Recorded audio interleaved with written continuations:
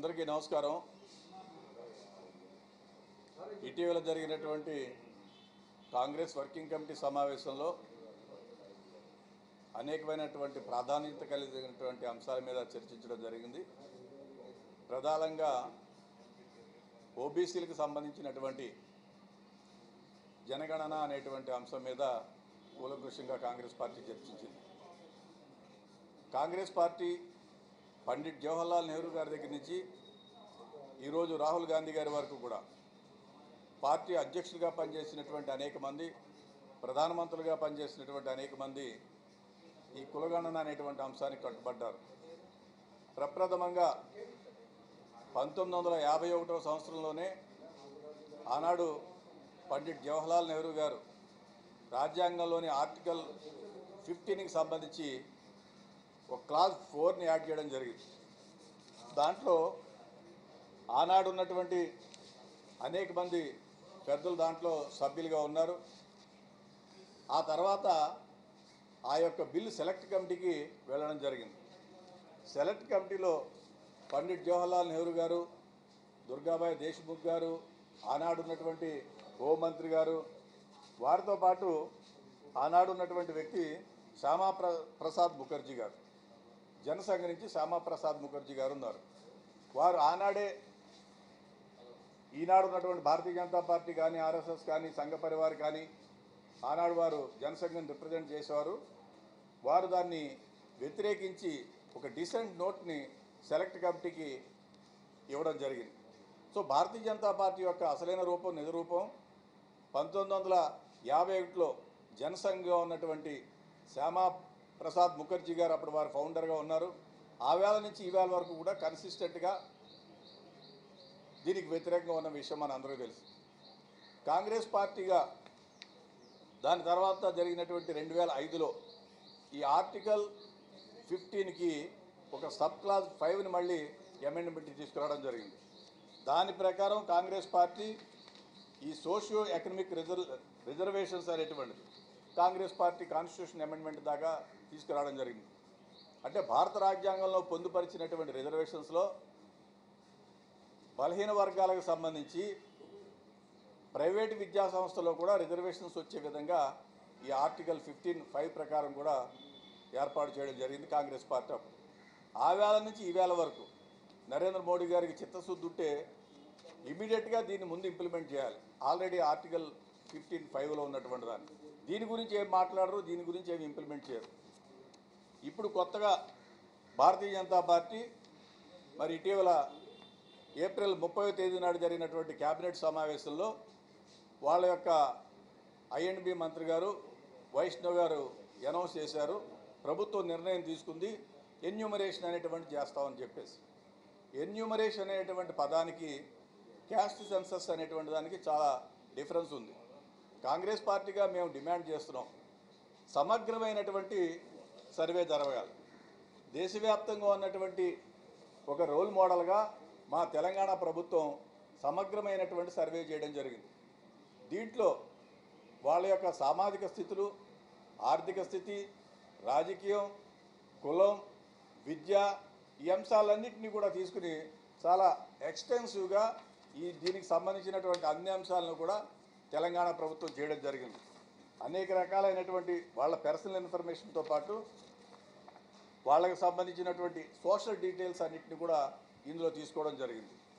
దానితో పాటు employment, occupation, economic details వీటిలన్నింటినీ కూడా ప్రభుత్వం తీసుకోవడం జరిగింది. దానితో పాటు ల్యాండ్ డీటెయిల్స్ అన్నిటి కూడా తీసుకోవడం జరిగింది. ఎవరికైనా ఎంత ఎక్స్టెంట్ ల్యాండ్ ఉంది ఏంటి అనేటువంటిది కూడా తీసుకోవడం జరిగింది. వీటితో పాటు రిజర్వేషన్ బెనిఫిట్స్, ఒక కుటుంబంలో ఎవరైతే ఉన్నారో వారు ఎవరైతే రిజర్వేషన్స్ బెనిఫిట్స్ పొందారో దాని గురించి కూడా తీసుకోవడం జరిగింది. పొలిటికల్ రిప్రజెంటేషను, దానికి సంబంధించి మైగ్రేషన్కి సంబంధించి వీటిలన్నింటి గురించి కూడా సమగ్రంగా అక్కడ తెలంగాణ ప్రభుత్వం చేయడం జరిగింది. సో కాంగ్రెస్ పార్టీ మేము తీసుకున్నటువంటి నిర్ణయం ప్రకారం రాహుల్ గాంధీ గారు ఆనాడు భారత్ జోడో యాత్రలో వారు కన్యాకుమారిలో మొదలుపెట్టి కాశ్మీర్ ల్యాండ్ చేసినటువంటి 4000 కిలోమీటర్ల యొక్క భారత్ జోడో యాత్రలో కన్సిస్టెంట్గా దీని గురించి డిమాండ్ చేశారు. అది ఫ్లోర్ ఆఫ్ ది లోక్సభలో వారు మాట్లాడారు. మరి ఇప్పుడు మాట్లాడుతున్నటువంటి ప్రధానమంత్రి గారు రాహుల్ గాంధీ గారిని ఈ కులగణన గురించి మాట్లాడితే అర్బన్ నక్సలైట్గా ముద్రించారు.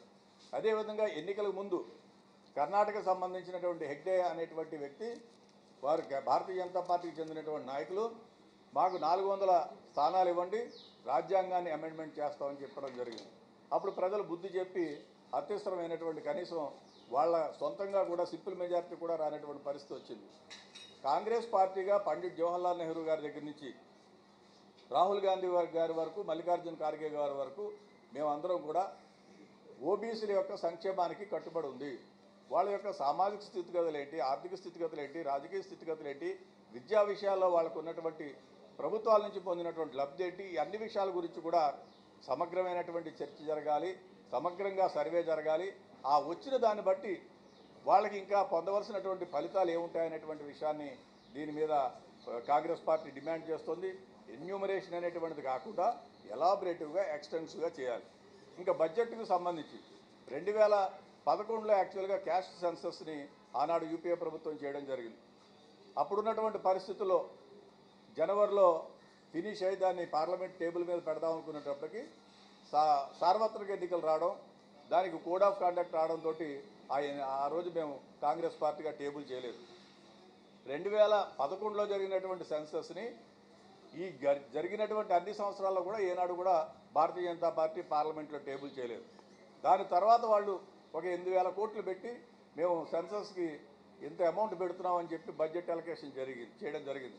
21లో మళ్ళీ సెన్సస్ అవ్వాల్సి ఉంటే దాన్ని కూడా చేయలేదు. ఎందుకంటే కోవిడ్ ఉంది, మరి దేశవ్యాప్తంగా ఉన్నటువంటి పరిస్థితుల్లో సెన్సస్ చేయలేమని చెప్పారు.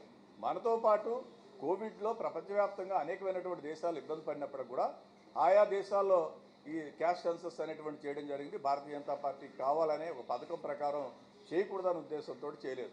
ఇప్పుడు కొత్తగా మరి ప్రజల మనసును మళ్లించాలో, దారి మళ్లించాలనే ఉద్దేశంతో ఈ ఎన్యూమరేషన్ అనేటువంటి అంశాన్ని కేంద్ర ప్రభుత్వం తీసుకొచ్చింది. దాన్ని మేము వెల్కమ్ చేస్తూ సమగ్రంగా, డీటెయిల్డ్గా సామాజిక, ఆర్థిక, రాజకీయ, సాంఘిక, విద్య అన్ని విషయాలతోటి సమగ్రమైనటువంటి క్యాస్ట్ సెన్సస్ జరగాలనేటువంటిది కాంగ్రెస్ పార్టీగా మేము డిమాండ్ చేస్తున్నాం. దీనికి సంబంధించి అన్ని ప్రదేశ్ కాంగ్రెస్ అధ్యక్షులకు కూడా నేషనల్ పార్టీ డైరెక్షన్ ఇవ్వడం జరిగింది. మల్లికార్జున ఖార్గే గారు దీన్ని ప్రజాక్షేత్రంలోకి, ప్రజాబాహుళ్యంలోకి తీసుకెళ్తారు. ఈ మే నెలాఖరు వరకు కూడా క్యాంపెయిన్ పార్ట్ లాంచ్ చేస్తారు. సమగ్రంగా ఈ డీటెయిల్స్ అన్నిటి ఏదైతే తెలంగాణ వే ఆఫ్ మోడల్ ఉందో దీన్ని ఇంప్లిమెంట్ చేయాలని చెప్పి అన్ని జిల్లా స్థాయిలో అబ్జర్వర్స్ని నియమిస్తారు.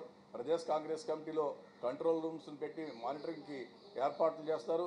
ప్రతి అసెంబ్లీ నియోజకవర్గంలోనూ ప్రతి హౌస్ హోల్డ్ దగ్గర కూడా వెళ్ళి ఈ యొక్క కాంగ్రెస్ పార్టీ కోరుకున్నటువంటి, రాహుల్ గాంధీ గారు కోరుకుంటున్నటువంటి కుల సమగ్ర గణన అనేటువంటి దాని మీద ప్రజలను అవేర్నెస్ క్యాంపెయిన్ తీసుకొస్తాం. ఆల్రెడీ సంవిధాన్ బచావ్ యాత్ర అనేటువంటిది ఆల్రెడీ ర్యాలీస్ జరుగుతున్నాయి. దాంట్లో భాగంగానే ఈ కార్యక్రమాలన్నీ కూడా చేస్తాం. ఒక టైం బౌండ్గా కేంద్ర ప్రభుత్వాన్ని కూడా మేము ప్రధానంగా డిమాండ్ చేసేది 3 అంశాలు.